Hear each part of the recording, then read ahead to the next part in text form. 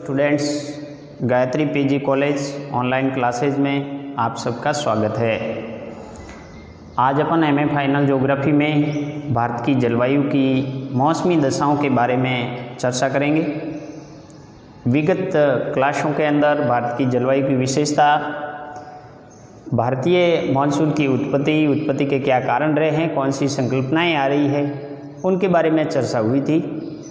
मित्रों, भारतीय जलवायु में जो मौसमी दशाएं हैं उनको मौसम वैज्ञानिकों ने 4 ऋतुओं में विभाजित किया है, जिसमें शीत ऋतु है। जो शीत ऋतु मध्य दिसंबर से मध्य मार्च के मध्य होती है। उसके बाद में ग्रीष्म ऋतु है, जो मध्य मार्च से मध्य जून के मध्य रहती है। और उसके बाद में वर्षा ऋतु है, जो मध्य जून से सितंबर तक रहती है। और अंत में जो शरद ऋतु है वो अक्टूबर से मध्य दिसंबर के मध्य रहती है। तो ये जो 4 ऋतुएं हैं वो भारत के मौसम वैज्ञानिकों ने भारत की जलवायु की मौसमी दशाओं के अनुसार विभाजित किया है। अब अपन इन ऋतुओं में जलवायु की दशाएं क्या होती है, तापमान क्या होता है, वायुदाब क्या होता है, उसके बारे में चर्चा करेंगे। तो सबसे पहले जो शीत ऋतु है, शीत ऋतु मध्य दिसंबर से मध्य मार्च के मध्य रहती है। शीत ऋतु की शुरुआत उत्तर भारत में लगभग नवंबर माह से हो जाती है और दिसंबर माह के मध्य तक समूचे भारत है वो इसकी चपेट में आ जाता है, यानी शीत ऋतु पूर्ण रूप से प्रारंभ हो जाती है। इन दिनों जेट स्ट्रीम की दक्षिणी शाखा में स्थित हिमालय के दक्षिण में पाई जाती है।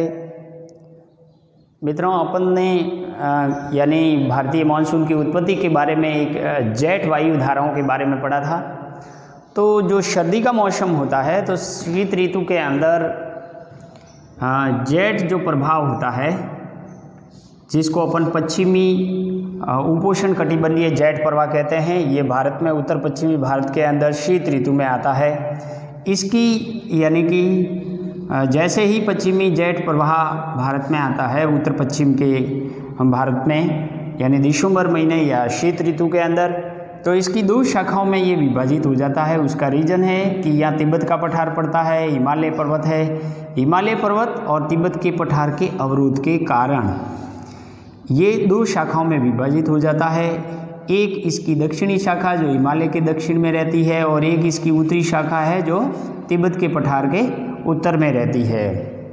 ये जो दक्षिणी शाखा है वो भारत के अंदर सर्दी ऋतु के अंदर या भूमध्य सागरीय जो पश्चिमी विक्षोभ है उनको लाने का काम करती है। इसके अलावा यहाँ उत्तर पश्चिमी भारत के अंदर उच्च वायुदाब का क्षेत्र बनता है, तो उच्च वायुदाब के क्षेत्र के कारण भी हवाओं प्रभावित होती है।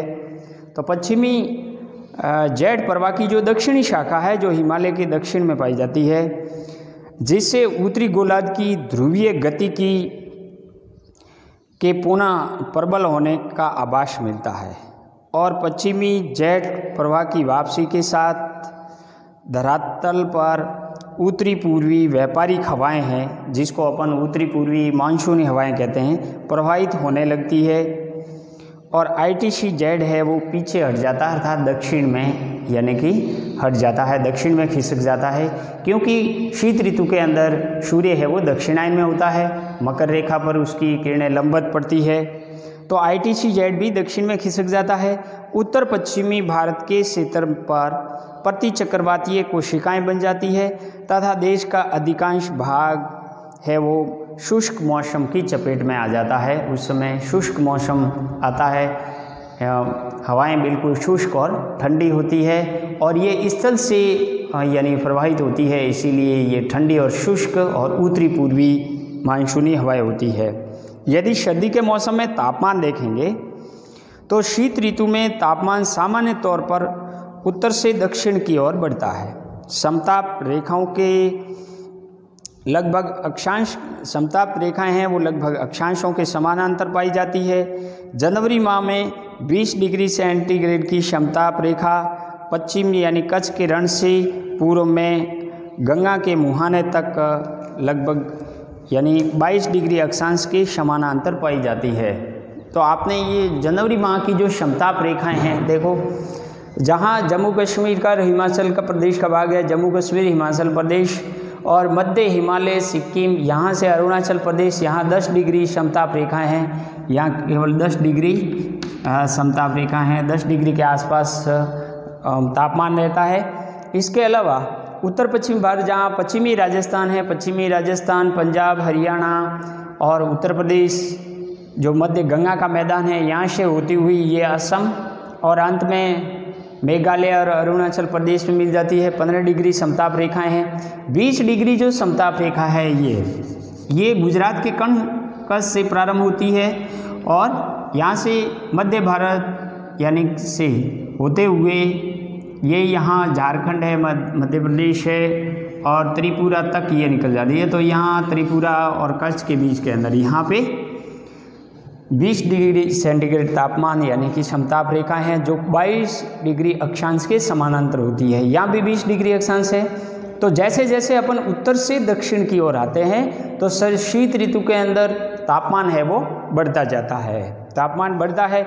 यहाँ प्रायद्वीपीय भारत का अधिकांश भाग है वो 20 से 25 डिग्री सेंटीग्रेड तापमान के मध्य रहता है और बिल्कुल प्रायद्वीपीय भाग का जो तटवर्तीय भाग है, यहाँ से कोंकण, मालाबार तट और कोरोमंडल तट, इसके सुदूर यानी कि तटीय भाग पर यहाँ 25 डिग्री सेल्सियस तापमान पाया जाता है। यहाँ 25 डिग्री सेल्सियस तापमान पाया जाता है।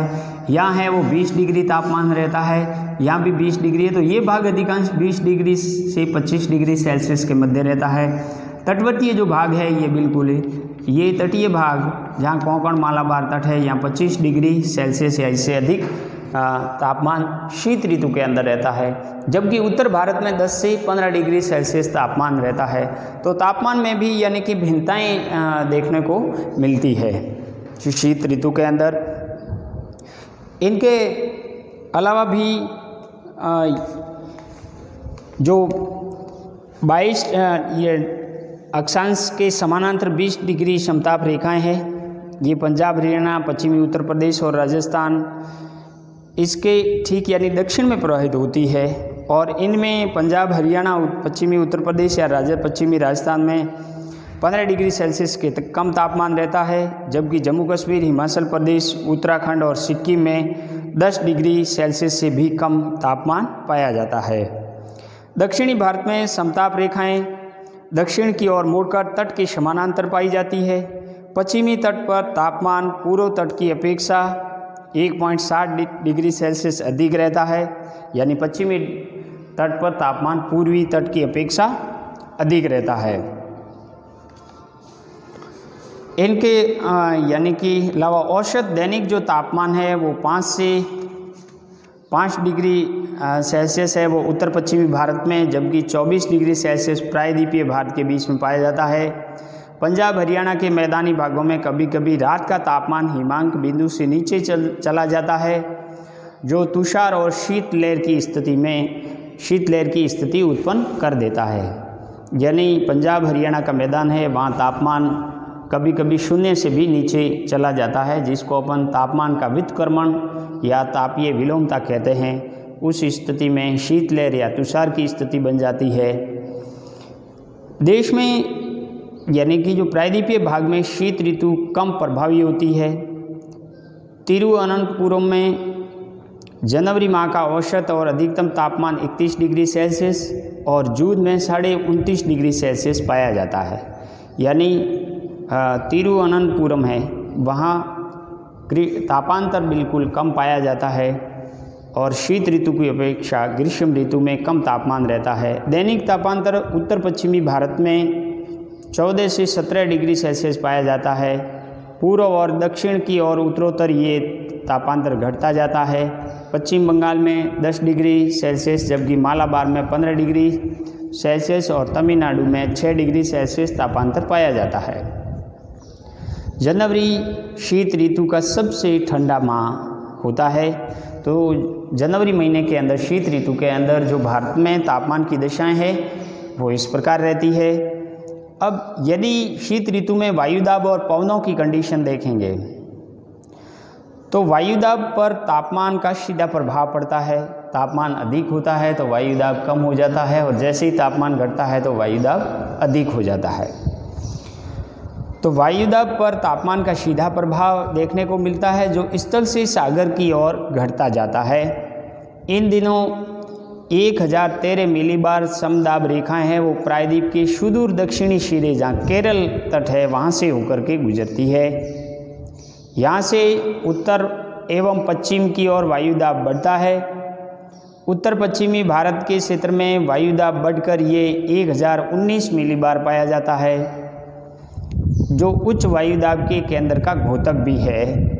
और जनवरी माह का औसत वायुदाब तिरुअनंतपुरम में 1005 मिलीबार, चेन्नई में 1013 मिलीबार, बंगलोर में 913 मिलीबार, हैदराबाद में 954 मिलीबार और नागपुर में 981 मिलीबार। इसी प्रकार लखनऊ में 1004 मिलीबार, पटना में 1011 मिलीबार और जयपुर में 1072.2 मिलीबार वायुदाब पाया जाता है। शीत ऋतु में के उत्तर पश्चिम भाग में प्रति चक्रवातीय दशाएं पाई जाती है। यहाँ से हवाओं का प्रवाह दक्षिण के महासागरीय निम्न वायुदाब की तरफ होता है। उत्तर पश्चिमी भारत में ये हवाएं उत्तर से यानी कि पश्चिम, मध्य गंगा में ये पश्चिम से तथा पश्चिमी बंगाल और अरब सागर और प्रायद्वीपीय क्षेत्र में उत्तर पूर्व से प्रवाहित होती है। इस ऋतु में कहीं चक्रवातीय अवदाब भूमध्य सागर से पूर्व की ओर चलते हुए उत्तर भारत में पहुंचते हैं और उत्तर पश्चिमी भारत क्षेत्र में कुछ वर्षा भी करते हैं। यहाँ औसत प्रति माह इसकी संख्या 4 से 5 रहती है, परंतु दिसंबर से फरवरी के मध्य इनकी तीव्रता अधिक रहती है। तो मित्रों, अगर वायुदाब और पवनों की स्थिति की बात करें तो आपने देखा होगा जहाँ उत्तर पश्चिमी भारत का शिरा है, देखो यहाँ पे 1019 मिलीबार सबसे अधिक वायुदाब पाया जाता है सर्दी के मौसम के अंदर। कब? जनवरी माह के अंदर। जनवरी माह के अंदर उत्तर पश्चिमी जो भारत का क्षेत्र है, ये पंजाब और उत्तरी राजस्थान का, यहाँ 1019 मिलीबार वायुदाब पाया जाता है। जबकि जो सुदूर प्रायद्वीपीय तट है, सुदूर प्रायद्वीपीय तट, यहाँ पे 1013 मिलीबार वायुदाब पाया जाता है। यानी यहाँ वायुदाब बिल्कुल कम पाया जाता है, जबकि यहाँ वायुदाब है वो अधिक पाया जाता है। तो यहाँ उत्तर पश्चिमी भारत के अंदर क्या होता है, यहाँ हाई प्रेशर बनता है, उच्च वायुदाब रहता है और जो हवाएं होती है वो उत्तर पश्चिमी भारत के अंदर पहले पश्चिम से पूर्व की ओर चलती है। यहाँ भी मध्य गंगा के मैदान में भी पश्चिम की ओर से चलती है। जैसे ही यानी कि पश्चिमी बंगाल है, झारखंड है और प्रायद्वीपीय भारत आता है, तो इन हवाओं की दशा है वो कैसे हो जाती है, उत्तर पूर्व की होती है, उत्तर पूर्वी हवाएं हो जाती है। ये जो उत्तरी पूर्वी हवाएं हैं इसको अपन क्या कहते हैं, उत्तरी पूर्वी मानसून, उत्तरी पूर्वी मानसून के नाम से जाना जाता है। तो देखो यहाँ उत्तर पश्चिमी भारत के अंदर 1019 मिलीबार है वायुदाब है, जो हाईएस्ट होता है, और सुदूर प्रायद्वीपीय तट है जहाँ में वायुदाब 1013 मिलीबार होता है, वो बिल्कुल कम होता है सर्दियों के मौसम में। तो यहाँ उच्च वायुदाब से प्रति चक्रवातीय स्थितियाँ बन जाती है। प्रति चक्रवातीय स्थितियाँ बनने के कारण उच्च वायुदाब से निम्न वायुदाब की ओर ये हवाएँ यानी कि बहने लगती है। तो उत्तर पश्चिमी भारत के मैदानी क्षेत्र में ये पश्चिम की ओर से हवाएं चलती है, मध्य गंगा के मैदान में भी पश्चिमी ओर से हवाएं चलती है, और जैसे ही प्रायद्वीपीय भाग और बंगाल का भाग आता है तो उत्तर पूर्व इसकी दिशा हो जाती है। ये हवाएं जैसे बंगाल की खाड़ी में प्रवेश करती है तो यहाँ आर्द्रता ग्रहण कर लेती है, आर्द्रता ग्रहण कर लेती है, और जैसे ही आर्द्रता ग्रहण करती हुई ये हवाएं यहाँ तक पहुँचती है जहाँ तमिलनाडु का कोरोमंडल तट है, तो यहाँ क्या होती है, सर्दी के मौसम में वर्षा होती है, जिसको उत्तरी पूर्वी मानसून की वर्षा कहते हैं। उत्तरी पूर्वी मानसून जो नवंबर और दिसंबर महीने के अंदर होती है। तो इस प्रकार ये स्थल से सागर की ओर चलने वाली जो हवाएं हैं उसका वायुदाब यानी कि उच्च और निम्न होना, इसकी वजह से ये हवाएं उत्तर पूर्व से दक्षिण पश्चिम की ओर चलती है। इसके अलावा सर्दी के मौसम के अंदर यहाँ पे भूमध्य सागरीय चक्रवात आते हैं जिसको पश्चिमी विक्षोभ कहते हैं। ये पश्चिमी विक्षोभ है ज़्यादातर दिसंबर से फरवरी महीने के मध्य आते हैं और इनको यहाँ लाने का काम कौन करता है? पश्चिमी उपोष्ण जेट प्रवाह है। पश्चिमी उपोष्ण जेट प्रवाह ये सर्दी के मौसम के अंदर यहाँ प्रभावी होता है। और ये जो पश्चिमी विक्षोभ है, इन पश्चिमी विक्षोभों को यहाँ यानी उत्तर पश्चिमी भारत में लाने का काम है वो पश्चिमी उपोष्ण जेट प्रवाह के द्वारा होता है। इससे यहाँ उत्तर पश्चिमी भारत है, राजस्थान है, पंजाब है, हरियाणा है और कुछ दिल्ली है, यहाँ पे सर्दी के मौसम में बारिश होती है, जबकि जम्मू कश्मीर, हिमाचल और उत्तराखंड के अंदर इस समय हिमपात होता है यानी कर्कापात होता है। तो ये शीत ऋतु के अंदर भारत में तापमान और वायुदाब पवनों की जो स्थिति है वो इस प्रकार रहती है। अब इसके बाद में जो वर्षा ऋतु है, वर्षा ऋतु में इनकी स्थितियों में परिवर्तन आता है। तो मित्रों, शीत ऋतु में जो वर्षा की कंडीशन है वो लगभग शुष्क होती है, लेकिन इन दिनों उत्तर पश्चिमी भारत जैसे पंजाब, हरियाणा, उत्तरी राजस्थान, जम्मू कश्मीर और पश्चिमी उत्तर प्रदेश में कुछ वर्षा होती है, वो 5 सेमी के आसपास होती है, जो पश्चिमी विक्षोभों से प्राप्त होती है। दिसंबर से फरवरी के मध्य इस क्षेत्र में ये पश्चिमी विक्षोभ चक्रवात क्रियाशील होते हैं। ये पश्चिमी विक्षोभ से होने वाली जो बारिश है, ये वर्षा रबी की फसलें जैसे गेहूं और चना के लिए लाभकारी भी होती है, जबकि जम्मू कश्मीर, हिमाचल प्रदेश और उत्तराखंड की पहाड़ियों में इन दिनों हिमपात होता है। और इन दिनों अरुणाचल प्रदेश और असम क्षेत्र में भी कुछ वर्षा होती है जो 50 मिमी के आसपास होती है। इस प्रकार बंगाल की खाड़ी में बनने वाले चक्रवात अवदाबों से अक्टूबर और नवंबर महीने के अंदर जो कोरोमंडल तट है तमिलनाडु का, वहाँ वर्षा होती है। इसके बाद आंतरिक भागों में ये वर्षा घटती जाती है। तो शीत ऋतु में भारत में वर्षा की स्थिति है वो इस प्रकार रहती है कि ज़्यादातर उत्तर पश्चिमी भारत है, वहाँ पश्चिमी विक्षोभों से बारिश होती है। राजस्थान में सर्दी के मौसम में इन पश्चिमी विक्षोभों से या भूमध्य सागरीय शीतकालीन चक्रवातों से होने वाली जो वर्षा है उसको मावट के नाम से जाना जाता है। जबकि पश्चिमी बंगाल में और जो तमिलनाडु में इस समय बारिश होती है उसको उत्तरी पूर्वी मानसून की बारिश के नाम से जाना जाता है। अब शीत ऋतु के बाद में ग्रीष्म ऋतु आती है। तो मित्रों, ग्रीष्म ऋतु है वो मध्य मार्च से मध्य जून के मध्य रहती है।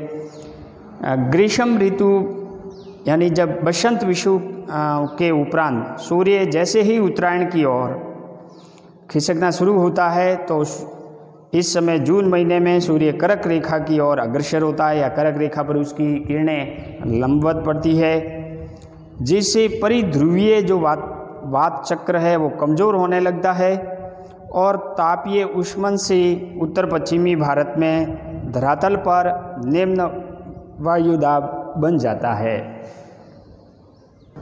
तो ग्रीष्म ऋतु में तापीय उष्मन के कारण उत्तर पश्चिमी भारत में निम्न वायुदाब की स्थिति बन जाती है, परंतु जेट स्ट्रीम के हिमालय के दक्षिण में अवस्थित होने के कारण ऊपरी वायुमंडल में गतिक चक्रवात ही क्रियाशील रहता है।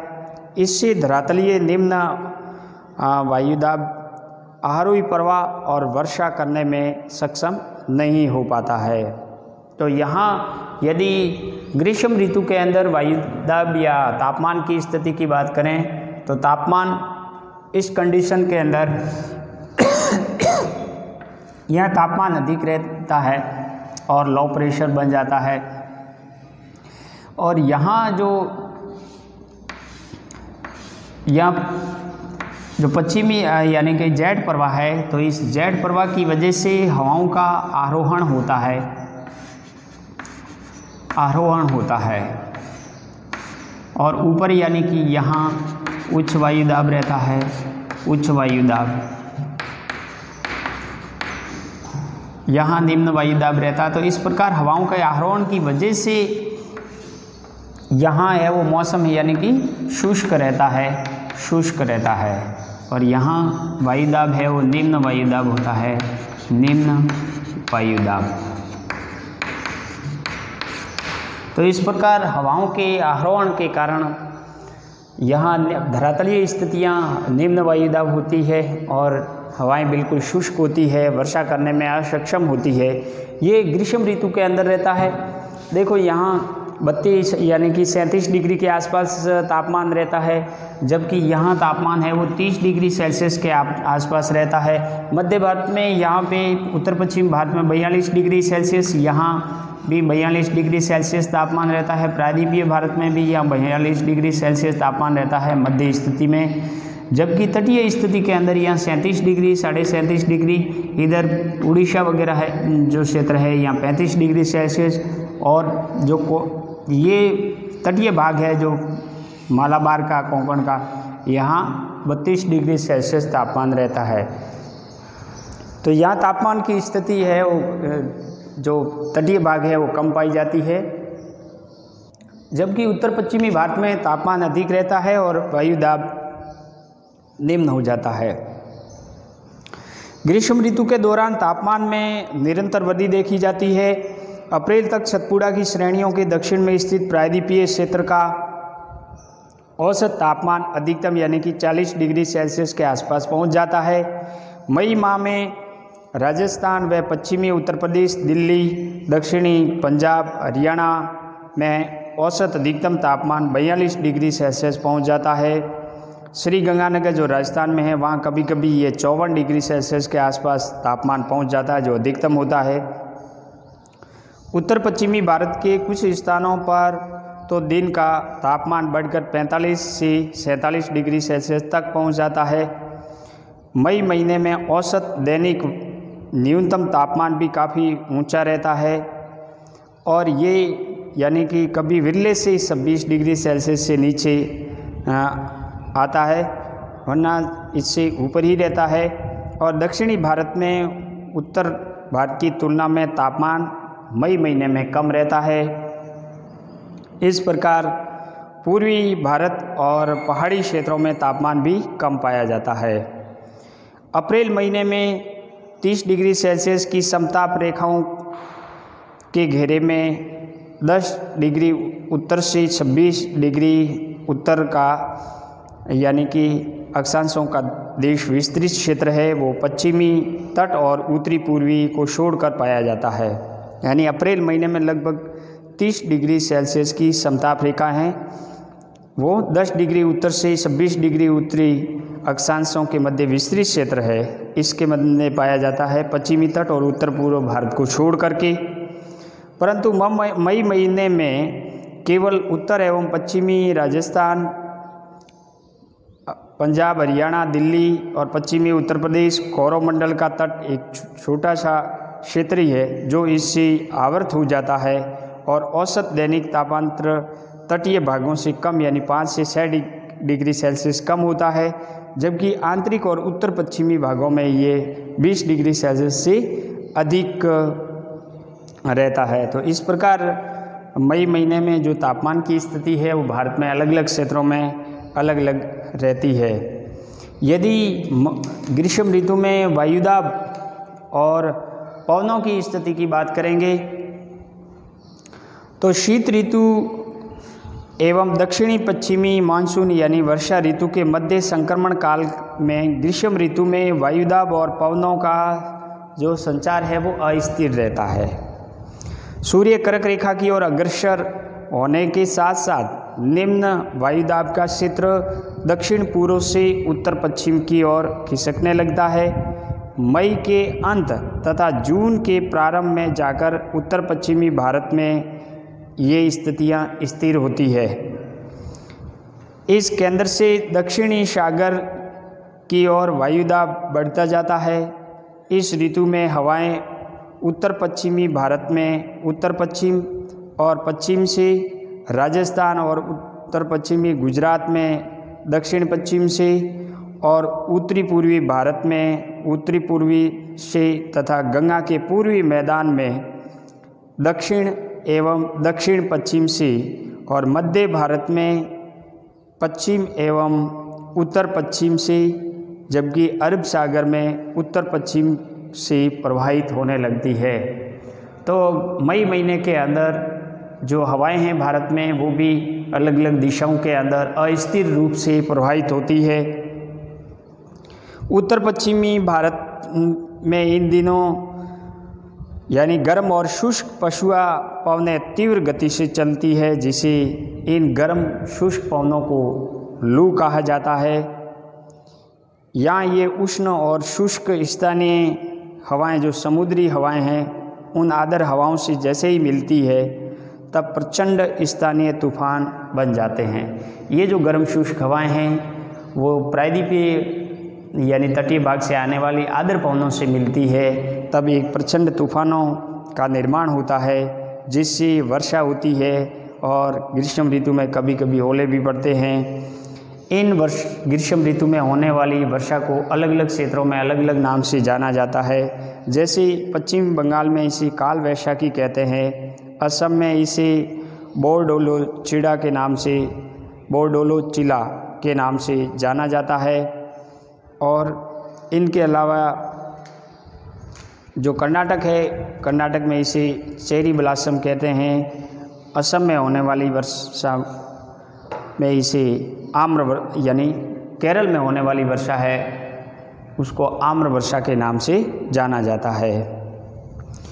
आर्द्रता और वर्षा की बात करें यदि ग्रीष्म ऋतु में, तो ग्रीष्म ऋतु में देश के अधिकांश मध्यवर्ती भाग में वायु शुष्क पाई जाती है, जिसमें अपेक्षाकृत आर्द्रता 30% या इससे कम होती है। देश के उत्तर पश्चिमी भाग में कभी कभार ये घटकर 5% तक भी पहुंच जाती है। इस ऋतु में राजस्थान, गुजरात, मध्य प्रदेश एवं महाराष्ट्र में 2.5 सेमी से कम, उत्तर प्रदेश के यानी कि जो अधः पर्वतीय क्षेत्र है, बिहार, उड़ीसा, पंजाब में भी 5 से 15 सेमी, मालाबार तट के सहारे 15 से 25 सेमी, असम में 50 सेमी से अधिक वर्षा प्राप्त होती है। कर्नाटक और दक्षिणी भारत की में भी तड़ित झंझा से अप्रैल और मई महीने में होने वाली जो बारिश है उसको फूलों की बौछार के नाम से भी जाना जाता है, या केरल में इसे आम्र वर्षा कहते हैं। ये कहवा और आम की फसलों के हेतु लाभकारी होती है और दक्षिणी पश्चिमी मानसून की अस्थायी लहर के द्वारा केरल में मई महीने में भी भारी बारिश होती है, या जून के स्टार्टिंग में 1 जून के प्रथम सप्ताह में दक्षिणी पश्चिमी मानसून है वो केरल में दस्तक देता है, जिससे तेज़ बारिश होती है, जिसको मानसून का प्रस्फोट भी कहा जाता है।